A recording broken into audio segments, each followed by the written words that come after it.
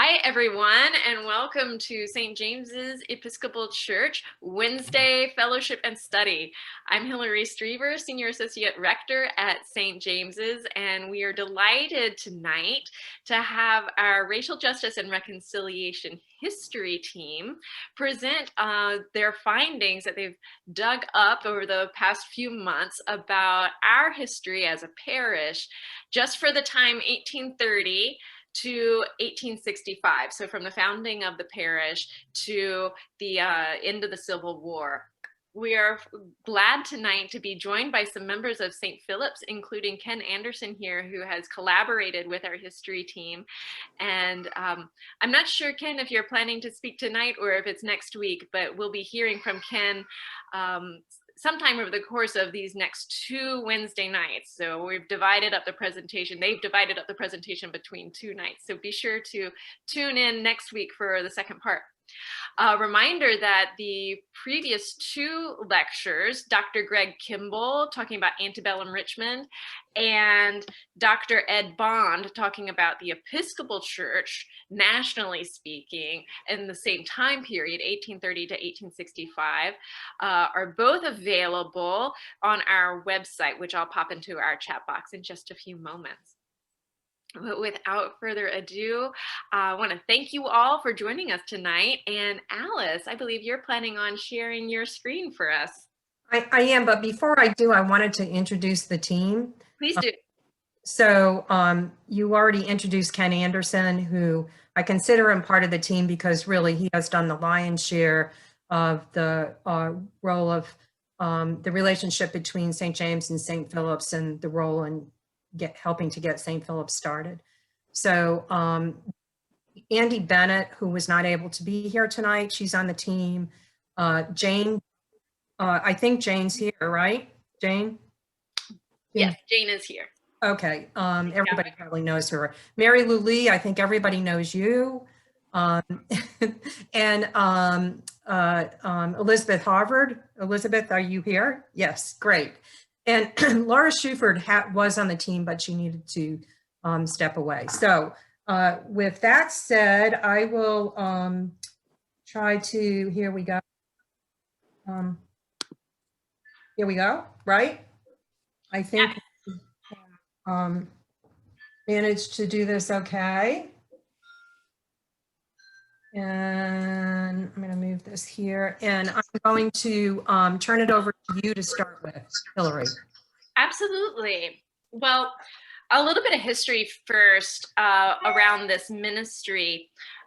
Over about 2 years ago, I see Mary Ritchie McGuire is here. About 2 years ago, Lisa Edwards-Burrs came to my office and said, hey, so next time February rolls around, it would be really nice if we talked a little bit about Black history, African-American history in some way, especially as it regards the church, and you all know that she's one of the sopranos in our choir. So she and I put our heads together, and not long after that, I was talking to Mary Ritchie McGuire, who is on our pilgrimage committee. And before you know it, we were cooking up quite the feast, and we collaborated with Carol Ann and Sam Fuller about a pilgrimage down to the Justice Memorial down in Alabama. We put together a whole plan for formation around learning about our history in the Episcopal Church in general, and also our history locally around racial justice and reconciliation. It included field trips to Farmville and Hampton Roads, all kinds of really interesting things, including Sacred Ground, which some of you all have here already taken or might be in the midst of taking. So we had this whole plan, and then COVID hit. How many stories go like that these days? In any case, then COVID hit, and then there was this awakening for racial justice in our country over the course of the summer, especially following the murder of George Floyd. So we started getting, we being the the clergy started receiving emails from concerned parishioners saying, hey, this is really distressing. How we want to help. How can we help? What can we do? Is there a racial justice and reconciliation ministry? Because if there is, I want to be on it. And we looked around and we said, well, there isn't, but there's no reason why we couldn't form one. So in any case, it was a grassroots movement. We had about 30 parishioners who all came together and split into some teams. We have a steering team. We have a community and advocacy team and a formation team.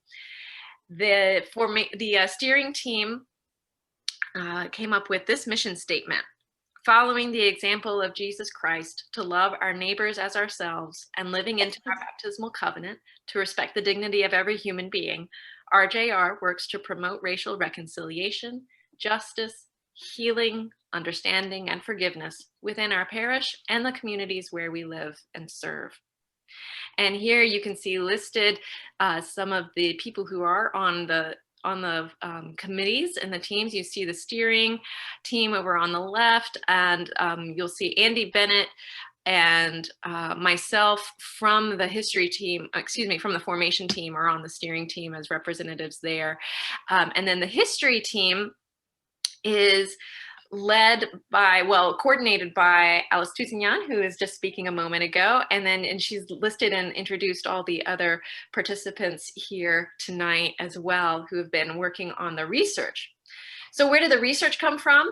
Well, folks, on the formation team, we were reading a variety of books, and some people started to look into their own genealogies and were learning and digging up stories and censuses that they had no idea existed in their families.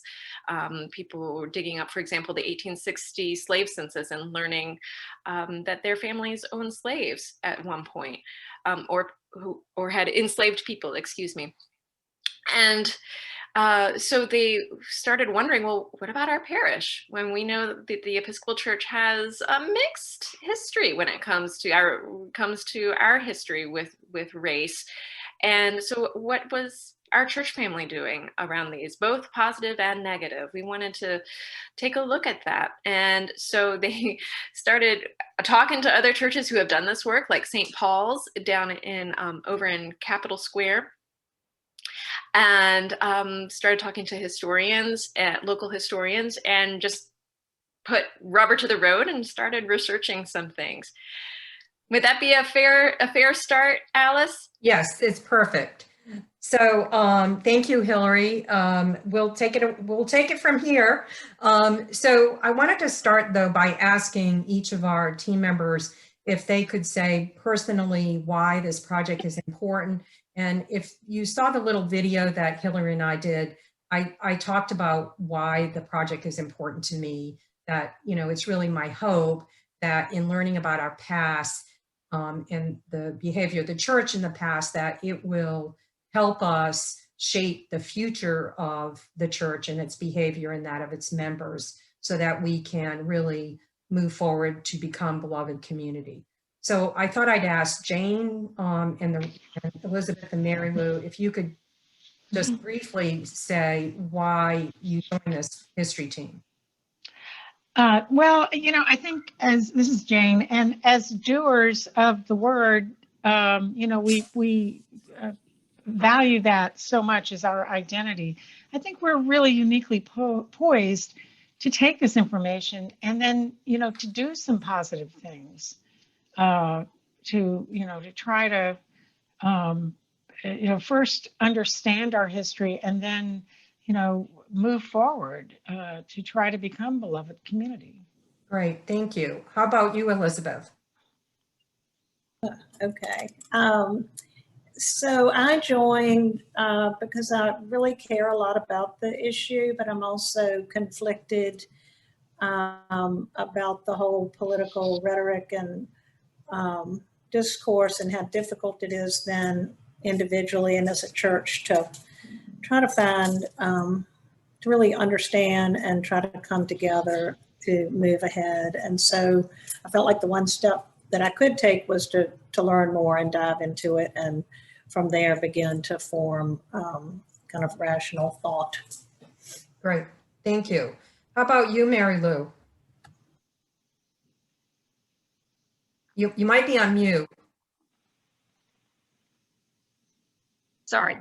I was not aware of all of the planning that was going into this, and I saw a little item in the chimes from Hillary saying, would anybody be interested in being involved with doing research? Well, I love to do research, and just because I'm interested in everything, and you know, whatever I can learn, I want to learn. And as a relatively new member of St. James's, even though I was born in Virginia, lived elsewhere for 39 years, I had lived through a lot of that. And so I really it was just primarily out of my own interest. And then as I got into it, I really began to appreciate what Alice and Jane and Elizabeth and Andy were doing, and have really enjoyed being part of it.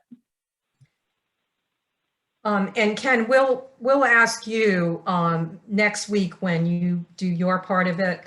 So our goal of the History Project is to determine the involvement in or investment of St. James Episcopal Church, including its clergy and lay leaders, in both the institution of slavery and systemic racism from the beginning of the church in 1830 to current. Including the church's relationship to St. Philip's Episcopal Church. That's the overall goal. Our hope, and this is sort of our collective hope, is to educate ourselves about the reality of our racial history, begin the healing and reconciliation process, and individually and as a church, hopefully take some proactive racial justice action. Alice, may I interrupt you just very quickly before you continue? Sure. I forgot to mention that there's background as well from our presiding bishop, who, despite about 50 or 60 years worth of the Episcopal Church meeting at its general convention every 3 years, that's our legislative body, they've been pledging since the 1950s to wrestle with racial justice and reconciliation initiatives. And it took until 2015 before any money got laid into that. So our presiding bishop started this beautiful ministry called Becoming Beloved Community, maybe a phrase some of you are familiar with from the civil rights movement, that it's a call to really wrestle with these issues within our communities so that we can be able to do that honest self-evaluation, so that we can be honest with each other and ourselves about how we can move forward together and be reconciled. That ministry of reconciliation that God has given us in Christ Jesus, as Paul puts it. But in any case, in 2017 is when Sacred Ground came about, and a number of churches began researching, a number of Episcopal churches across the country began researching their backgrounds. So I just wanted to slide that in there, that there is a... Right. Perfect. That was a very good segue. So our church, has a long history beginning when it was consecrated in 1838. Actually, beginnings are a little earlier, which you'll learn in just a few minutes. But that's 183 years worth of history. That's a lot. Since we're looking at the racial history of the church, we decided to separate the history into periods of time based on what was going on in the US as it related to race. So we created this outline with help and advice from Mary Ritchie McGuire, who glad is on the call tonight, who unfortunately could not continue to help us due to personal commitments. But it's my understanding, and Mary Ritchie, you can attest to this if that's true or confirm it. You'll be presenting findings on the history of the church's windows sometime in the future. And if you want to confirm that or whatever right now, that would be great. Yes, I'm still at work on the windows. Perfect. Okay, great. Great. So you'll hear more about that hopefully in sometime in the near future. So as you can see from the outline, our history has 5 parts to it, starting with its beginning to the present, with a timeline for the completion of each part. So we just completed the first part, and we'll be talking about that tonight and next week. The last part will not be complete until next year around this time. So, we started working on this project believe it or not, about 9 months ago. Wow. And kind of a disclaimer, we're volunteers, we all have lives and things we're doing and we're busy, and we're novices at researching and writing about history. And it was COVID. So, going to the libraries during this time was pretty much out of the question. So we've relied on books, diocesan records, articles, and the internet. But I wanted to mention a few important things before I got started. First, a book was written in 1985 to celebrate the church's 150 years. It's called Not Hearers Only, A History of St. James Episcopal Church, 1835 to 1985. While we used a lot of material from this book, it was not told with any type of racial lens. Number two, there are no vestry minutes to be found for the first time period. And I confirmed this with Minor Wisiger, who's the principal author of Not Hearers Only. It's our understanding, though, that vestry minutes are available starting in 1870. So we still have a long way to go with research for the next 4 parts and are hoping to get some help. So I wanted to let you know we've applied for a grant from the Episcopal Church Becoming Beloved Community Advisory Council that, if successful, it'll allow us to hire a couple of history students to help with the research, especially that the 150 years of vestry minutes that are available, and it's just a daunting task to me. So if you're interested, we would really welcome you as volunteers to the history team. Finally, let me be clear, abundantly clear. We are not writing a book, as Chris Graham has done for St. Paul's. And I don't know if Chris Graham is on the phone, is on the call, Zoom call. And Chris, if you are, you can say hello. But he wrote a book called Blind Spots. And we used a lot of the information from his book. We will be doing a paper or a report, you could call it, that we'll make available on the church's website. We'll send out the first draft of the first part after next week's session. So I just wanted to let you know that. Whoops, I think I went the wrong way. Okay, so tonight's agenda, it's a summary of what's in the part we've prepared. And it's going to cover the American Episcopal Church, maybe a little bit of some of the same information you've heard in the last 2 sessions if you were there, and the African American experience. We'll also cover the beginnings of St. James and what St. James did during slavery and Civil War.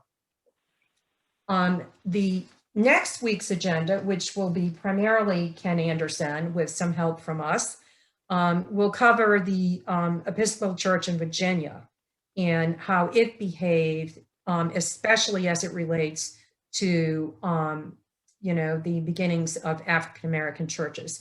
And then we'll cover the beginnings of St. Philip's and St. James' role in that.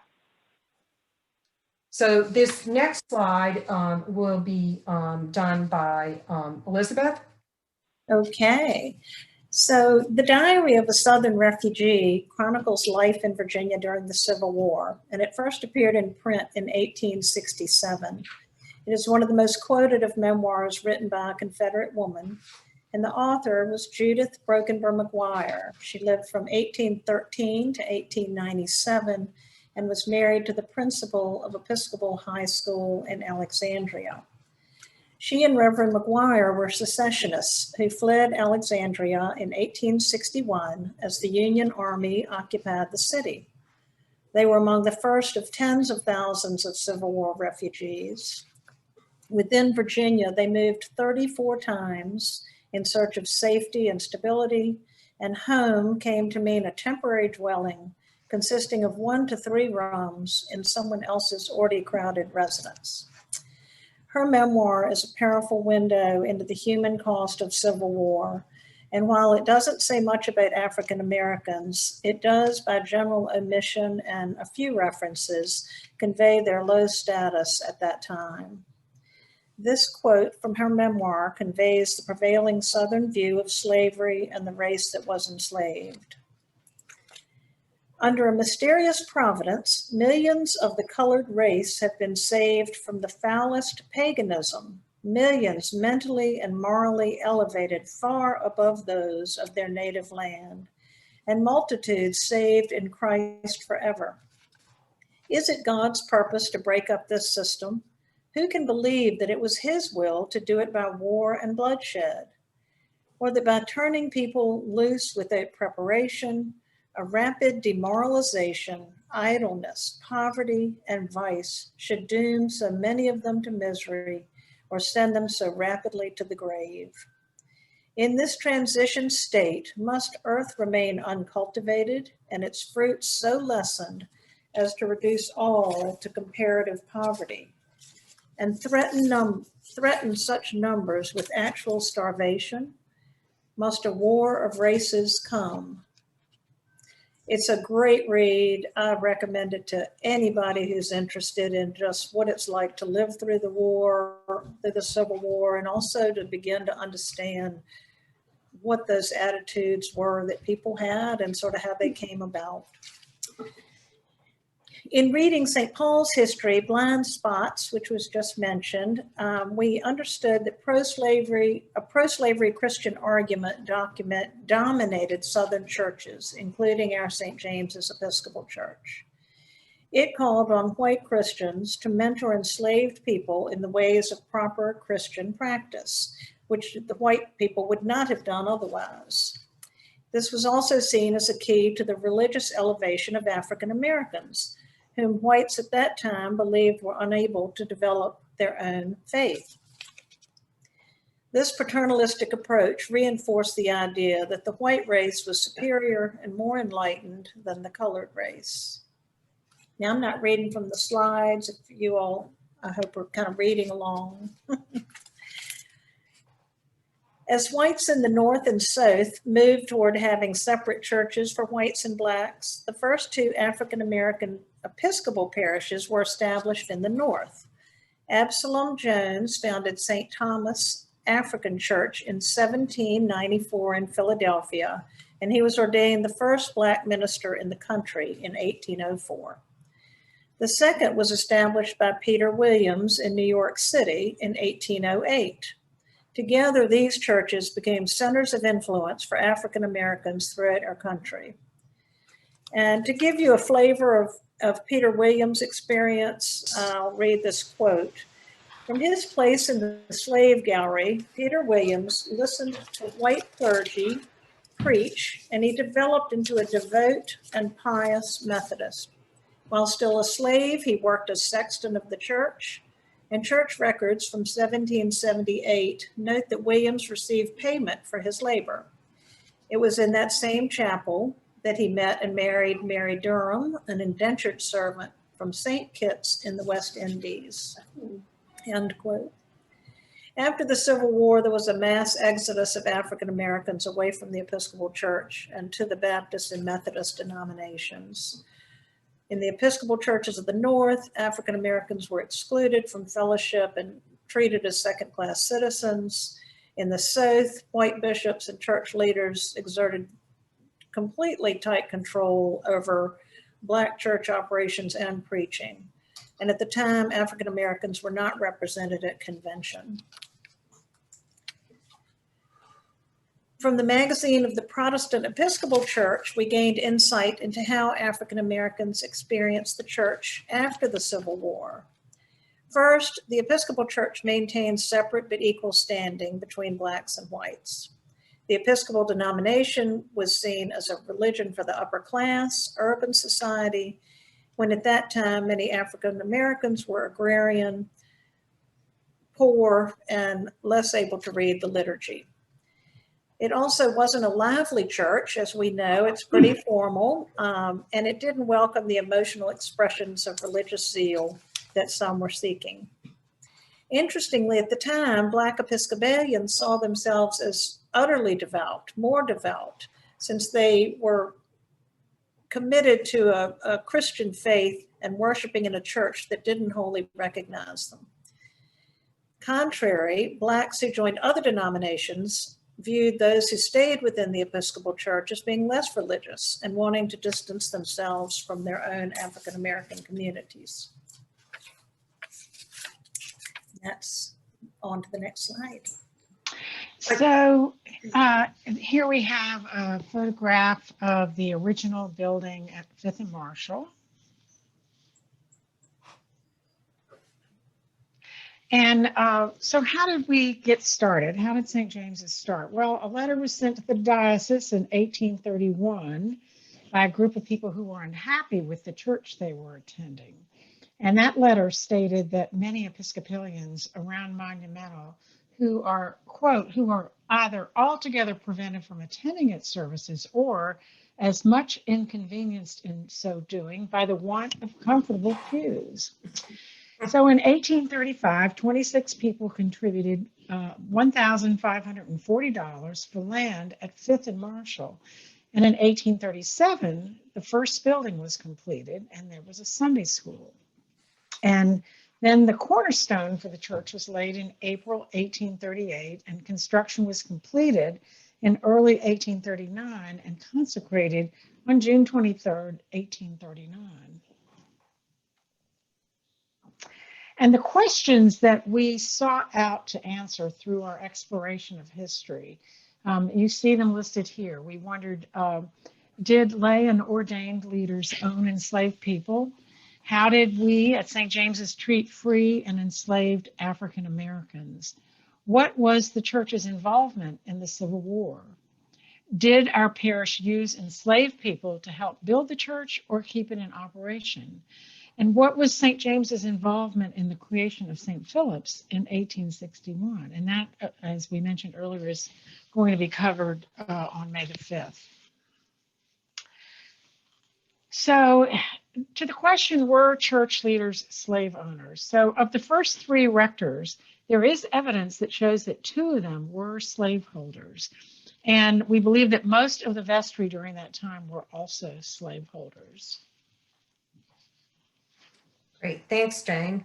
Mm-hmm. So then we get into our rectors during this time, and the first one was Dr. Adam Empey.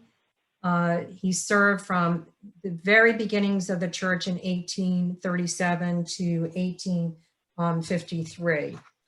And let me just give you a little bit of information that's not on the slide about Dr. Empey. So he was born in New York in 1785. He was educated at Union College and he was ordained in the Episcopal Church in 1809. He began his ministry as the assistant rector at St. George in Long Island. And in 1811, he moved to Wilmington, North Carolina, to become the rector of St. James Parish. 3 years later, in 1814, he moved to DC, I guess, wherever West Point is, Maryland, right, in Annapolis, to become a professor and chaplain at West Point. He stayed there 3 years, but then he went back to St. James Parish in Wilmington in 1817, and he was there for 10 more years until he became the president of William and Mary.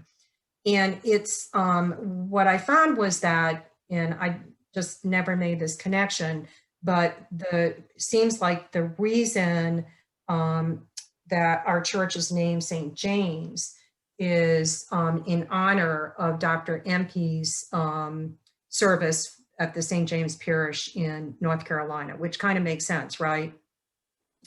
So, but Adam Empey was a pretty complicated person. What we found is that while he was a proponent of abolition, he still did things, his behavior didn't really follow these beliefs. So he went to William and Mary and was there from 1827 to 1836, and did nothing about slavery that was there. And he benefited from the services of enslaved people. He also owned slaves, and he was a member of the American Colonization Society, which Mary Lou is going to talk about in a few minutes. So he married a 15-year-old girl, Anna Eliza Wright, and apparently she owned slaves, and these slaves came with their marriage. But he owned slaves during, it was in the 1840 census, the 1850 census, and the 1860 census. Adam Empey owned slaves. And he encouraged and opened up the galleries in churches, including St. James. So he's the one who said, yeah, we're going to have a separate gallery for African Americans in the church. And I believe that happened in 1842. In 1845, he founded what's sometimes called a mission, but it was really a Sunday school, the first one for 120 enslaved African Americans to teach the Bible lesson. So he was very much into education, and that's what his main interest was. But he was there for a really long time. And the only reason he left was due to ill health. But when he did, the church had 600 persons as in the congregation, which was the largest Episcopal church in Richmond at the time, or at least the largest number of congregants. So the second rector was Dr. George Cummings, and he was really only there for about a year and a half. 1853, mid-1853 to the end of 1854. And he started out as a Methodist, but he was ordained in the Episcopal Church in 1845. And he had been rector at Christ Church in Norfolk since 1847. But he was widely known as a great speaker. So they talked about everywhere if you look at his bio, there were long lines outside of the church, and they had to add chairs every time he preached. He did preach at Mrs. Jane Scott's funeral in 1854, and I believe that Mary Lou will talk a little bit. She will talk about Mrs. Scott. And so apparently she was a very dominant, parishioner. But he accepted a call to be rector of Washington, D.C. Trinity Church in December of 1854 and left. And for Dr. Cummings, the census there's no record of him in the census. That doesn't mean he didn't own slaves, but it just means that there's no record of it. So the last rector during that period that we're talking about is Dr. Joshua Peterkin. And Dr. Peterkin was a cessationist, I think I'm pronouncing it correctly. He preached the sermon that was very, in 1861, I believe, that really caught the ire of Unionists, that he was preaching about we should secede from the Union, and he did enslave people as well. So his wife and daughter assisted Sally Tompkins in nursing Confederate soldiers, and we'll talk a little bit more about Sally Tompkins, but she was also a parishioner of St. James. He believed in educating all races, and he reinvigorated the school for African Americans that was started by Adam Empey. In 1958, during his tenure, they had over up to 300 students in that Sunday school, which is quite a few. Now, I think I told you that Dr. MP opened up the gallery in 1845 for African Americans.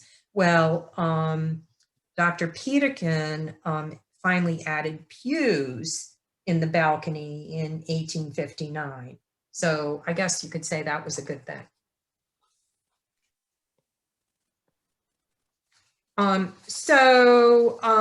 You know, we talked about the fact that many vestry enslaved people, but here are the statistics.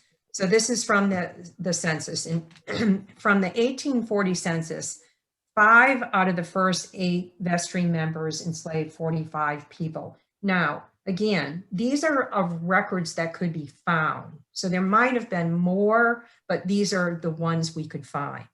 From the 1850 census, these same 5 vestry members enslaved 19 people.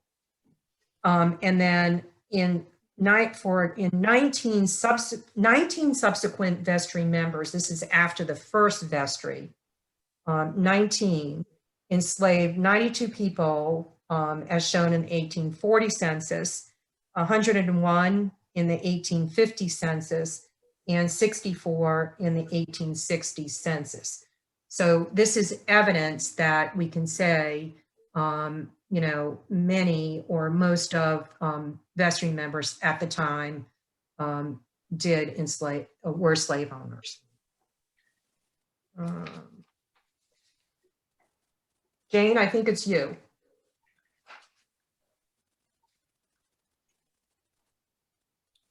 Jane? So sorry. So our on next mute. question, I think I'm unmuted now. Can you hear Okay, me? you are. Yeah. We were hoping to determine how African Americans were being treated by the church. And we do know that African Americans worshiped in the balcony beginning in 1842. And Alice just mentioned the addition of pews in 1858.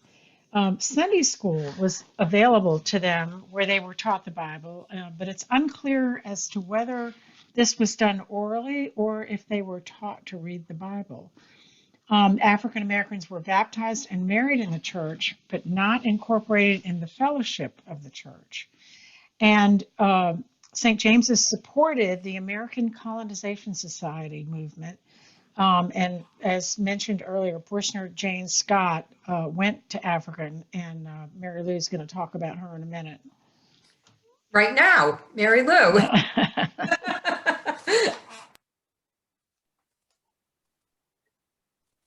Mary Lou, you must be on mute. As we were doing our early investigations, we went through the St. James's book, history book about not hearers only, and certain things jumped out at us that we didn't know anything about and we wanted to know more about. And so that's where we first heard. That was on page 20 of the book. It says, a lovely young Christian woman left home and friends and went out from St. James's Church to tell the Africans of Jesus and his love. And then the next line was that Dr. Cummins preached her funeral. So unfortunately, she did not last very long. She went in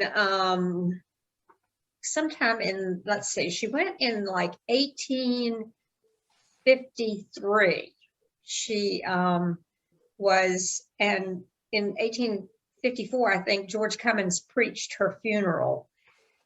She was married to an Episcopal minister whose name was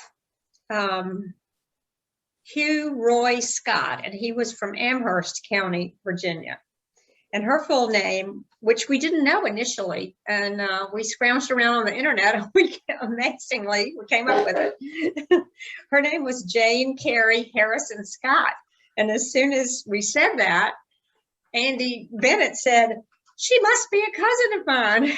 So we decided to look into more what we could find. And it's amazing how much interesting stuff there is on the internet about these things. So we found that I think she was about 22. She was born in 1821. She died in 1853. And she went over and she stayed for about 4 months. And along with everybody else who went to Liberia, she was subject to yellow fever and she did not survive it. We know that there was at that particular time a donation of $480 was made to the American Colonization Society, and it was made in her honor, in her name. We don't know if it was gifts from friends and supporters or if it was just a vestry gift. Because we don't have the minutes of the vestry, we don't really know that. She and her husband were missionaries at the Protestant Episcopal mission at Cape Palmas in West Africa. And she is probably buried at St. Mary's Episcopal Church, which is there in Liberia, because it was a church that was built by the state of Maryland, or donations from people who lived in Maryland, because basically the settlements in Liberia were sort of divided up according to the states, and the states supported them. The American Colonization Society was founded in 1816. The society pressured the president and the Congress for support in 1819, and Congress appropriated $100,000. The first freed U.S. slaves and free Africans departed on the journey to Africa in 1820. At this time, there were 2 million Africans living in America, of which 200,000, 10%, were not enslaved. At that point, the international slave trade had become illegal in the U.S. in 1808. But as we know from the information that we got from Dr. Kimball, the first night we began this discussion, the domestic trade was alive and well and sort of centered in Shockoe Bottom in Richmond, Virginia. The ACS had a lot of really interesting members, a lot of future presidents, and I wrote down the ones that were Virginians because I thought those would be the ones that we were most interested in. And the first president was Bushrod Washington, who was a nephew of George Washington's. Thomas Jefferson was a member, James Madison, James Monroe, John Randolph, Charles Mercer, Richard Bland Lee, all Virginians. But they were not all Virginians. It was, when it started, it was sort of centralized in the DC area.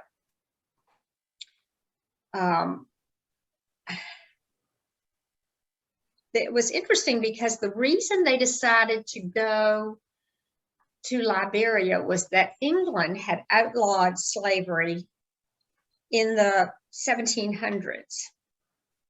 And they had colonized Sierra Leone in West Africa with, basically, from what I read, poor Black people and prostitutes and just people they wanted out of London. And so they had sent them to Sierra Leone. The first colony didn't do well. The yellow fever ran rampant, and they were also basically, just like we did, coming into a country that was already settled and trying to help themselves to the land. So they also had people who were killed in disagreements over who controlled the land in Africa. And we eventually went further south. The ACS ships went further south, and their colony was in Liberia, in Monrovia, which we know about, and so I'm trying to read some of this and also just discuss it, but so I keep losing my voice. Over the next 20 years, more ships. The first ship went in I think like 1820, and over the next 20 years, more ships went, and the colony grew despite the resistance from the native Africans and the disease. And initially, white agents governed the colony. But by 1842, they had a freeborn Virginia black man who became the first governor. And in 1847, the legislature declared that Liberia was an independent state, and they made Roberts the first president. But it took America a little while before they recognized them diplomatically for various reasons, and it wasn't until 1862 when they were recognized.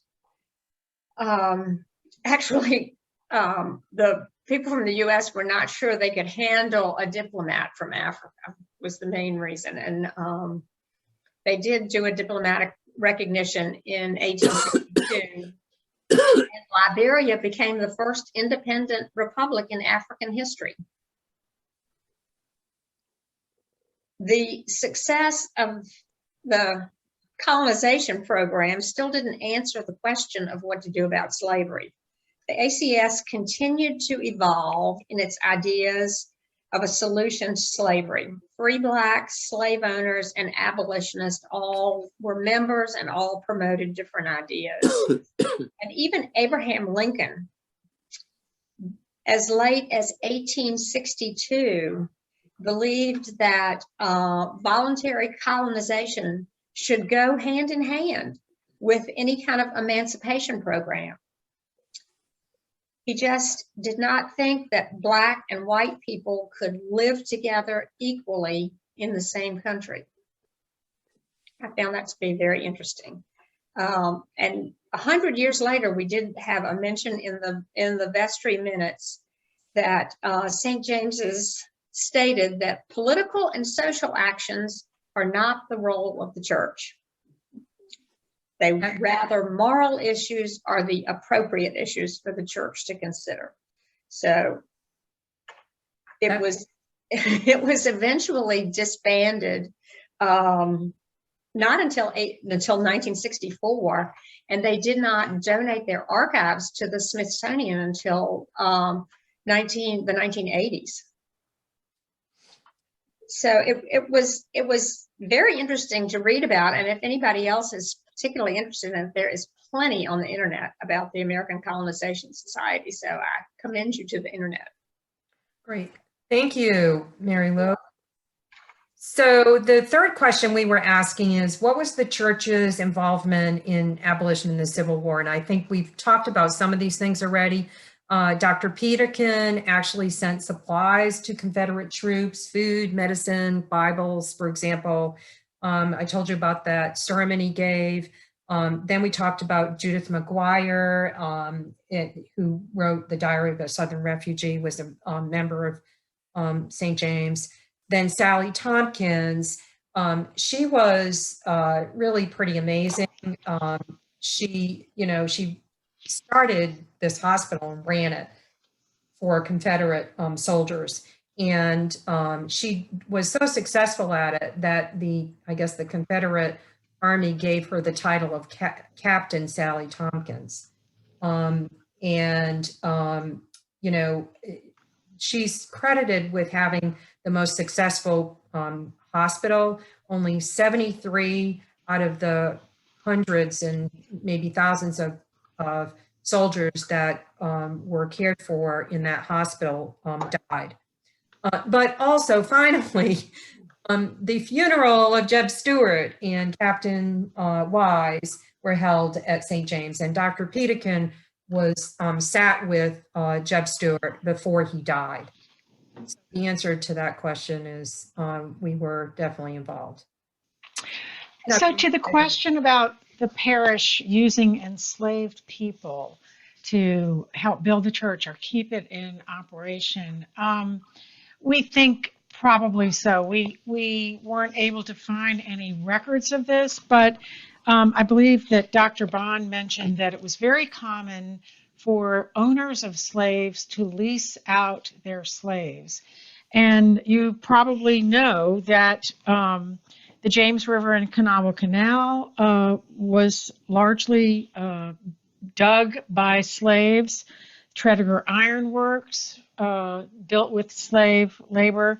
Mayo Bridge, built with slave labor, just to mention a few examples. So it's very, very likely that St. James's did use enslaved people to build the church. And finally, Elizabeth. Well, in summary, I would say that our church was a Confederate church. It espoused a pro-slavery version of Christianity. So people believed that that was sort of the natural state of mankind. It was a divine and good thing for the enslaved people.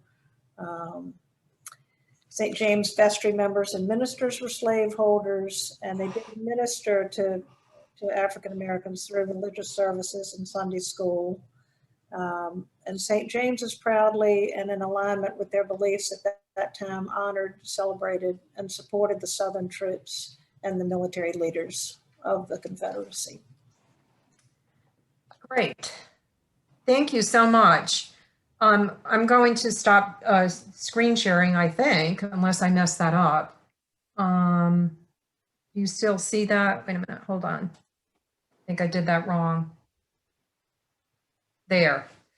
And we probably only have a few minutes, but I wanted to thank the team for their parts in all of this, and to encourage you to read the draft when it does come out next week. But are there any questions that maybe we can answer? I see John Reynolds has his hand up. I noticed that the church was only about 20 to 22 years old at the time of the start of the Civil War. I'm sorry, I've had oral surgery, so my voice sounds funny.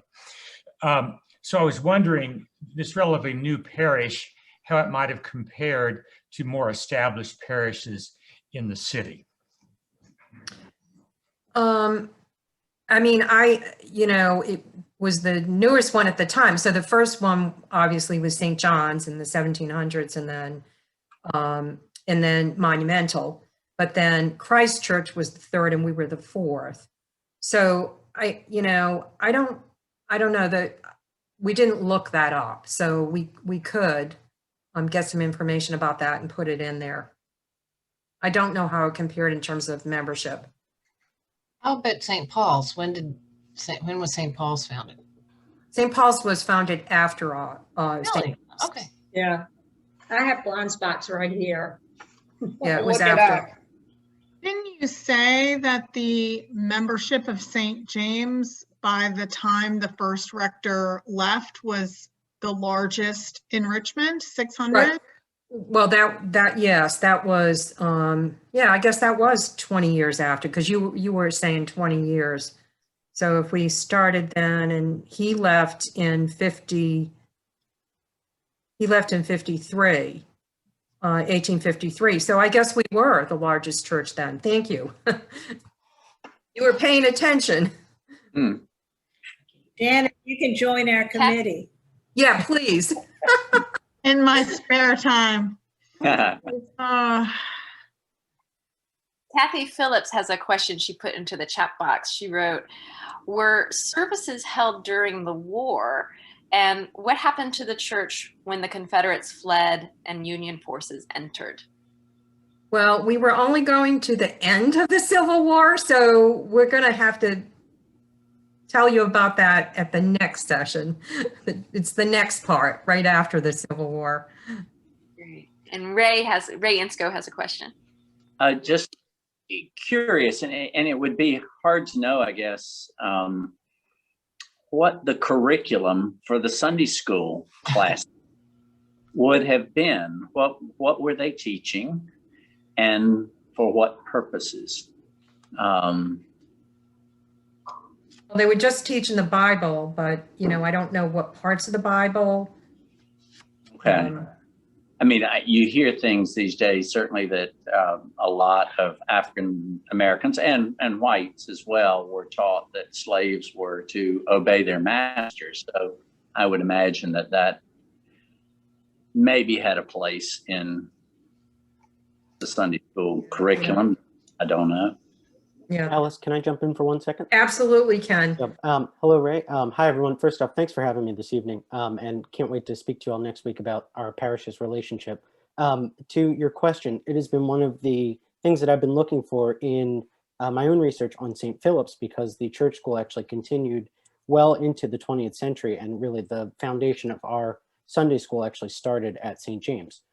So I do know that by the 1870s, and this is beyond, still St. James had some involvement in this, but this was sort of outside of the scope of tonight's time period, that there actually were practical skills taught as well as Bible reading. So, and again, this is post-slavery. So woodworking and sewing were taught respectively to male and female students in the Sunday school as well. So, as well as the good book, of course. And in answer, I think it was to John's question, services were held during the war. And they were very, inspiring. From reading the Diary of a Southern Refugee, you really got a sense for some of the preaching and hopefulness and devoutness and strong faith that the church inspired and that carried people through the war. Let's see. Antonia Vassar writes, this is a really impressive project and obviously done with such care. Thank you all for doing this important research. Will this part of our story be folded into the church's conversations in any other ways? Maybe you can answer that, Hillary. And the vestry members here too. Yeah, I think it's a great question. I hope so. I think we just hope that the parish as a whole will really pay attention to what the RJR ministry is doing in general, and certainly to this in particular. I would love to see as many people as possible participate in RJR, but in particular, Sacred Ground. That ministry is a 10-week ministry that meets typically every other week. So it takes you 20 weeks total to get through it, but it explores the relationship of race and the Episcopal Church and our faith and what it means to be Christian, and in particular white today. And yes, Antonia asked, is it still possible to sign up for Sacred Ground? It is. In fact, in this Friday's e-chimes, you will see the link, and it's been in the past e-chimes as well. So if you'd like to register, there is still one more group that is almost filled up, and if there's demand, we'll create another one. We really need a clergy to do the Sacred Ground, Hillary. I really think this comes from the top down, and clergy and vestry to do this, so that that's where we get people to keep joining on. Yep. I'm leading one of the Sacred Ground groups, and Blake is in one of the groups. So. Is there a time, Hillary? What time of day is it? The different groups have different meeting times. The one that's still open meets Saturday mornings, 9:30 to 11. Oh, okay, great. And if there's additional interest, we'll create another one. Is there speculation about the missing minutes from from the early church? I don't know. I mean, if anybody knows, it would have been minor, but no, and maybe Mary Ritchie has some other ideas about it as well, but I don't know. Have an inventory of what was in the time capsule? It seems like that might be a place to look. Oh, We do have an inventory, because I asked that same question when we met earlier this week. I said, maybe it's in the cornerstone. And they said, no, that there's a list and they're not in there. Oh, okay. a mystery. Yes, and St. Paul's began around 1840. I can't find an exact date, but it said that 1840 was a time of lots of new churches in Richmond, and St. Paul's came into being during that time. And a number of churches were planted by St. James's. Yes, many after that. Do we know what records, if any, might be at the Virginia Historical Society? That's where you can get the vestry minutes after 18. On there, but just not the early ones? No. Okay. We also checked you all also checked the Library of Virginia, right? Yes. I thought they were there, and actually that was the only library I went to, and it was, yeah, it didn't matter. I thought they were there and they weren't. We looked for early sermons also, particularly the one that Peterkin gave that was apparently kind of fiery. And we haven't been able to find those yet, but maybe when we can visit libraries in person, we'll have more success. Obviously, the diocese doesn't have. No. There's a part of me that wonders if this is completely my imagination. There is no founding to this. Wondering at all. But I wonder if maybe they burned up in the war. You know, so much of the city burned. So that's true. But the fire didn't reach that part of the city. Now, see, there you go. You just poof. There you go. But you just don't know, because there were a lot of fires in courthouses and all sorts of places.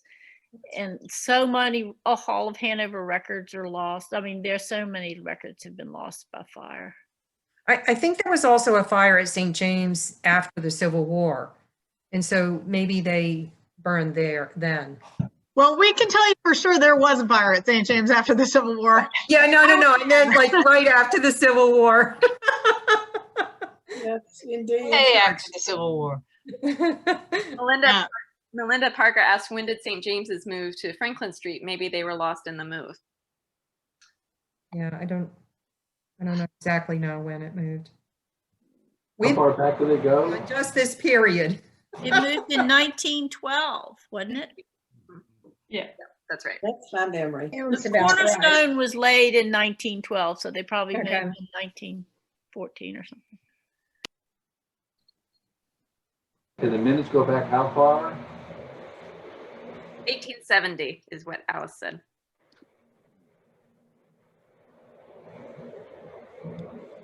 Well, wonderful questions. Are there any more before we wrap up for the evening? I just want to thank, I'm reading the history online. I want to thank Mr. Henry Lee Valentine for his donation in 1926 of the St. Andrew's chimes that I get to listen to at 9, 12, 3, and 6 every day. Well, that I'm home. Because I love the chimes. Oh my gosh. All right, if there aren't any further questions, then just a plug for next week. We'll hear from Ken Anderson about St. Philip's and our relationship with St. James's relationship with St. Philip's. We're really looking forward to that. And following next Wednesday's conversation, just keep it in your mind that we'll be discussing the latest series, the PBS series, The Black Church by Henry Louis Gates Jr. So I hope you'll join us for those as well. I'll follow up with an email in the next few days with a link to this video that we are recording right now, in case there are other people you know who wanted to see it and get a chance, or if you want to watch again. And also we'll include other resources for your further perusal. If there aren't any further questions, then I will close us in prayer. The Lord be with you. And also with you. Let us pray.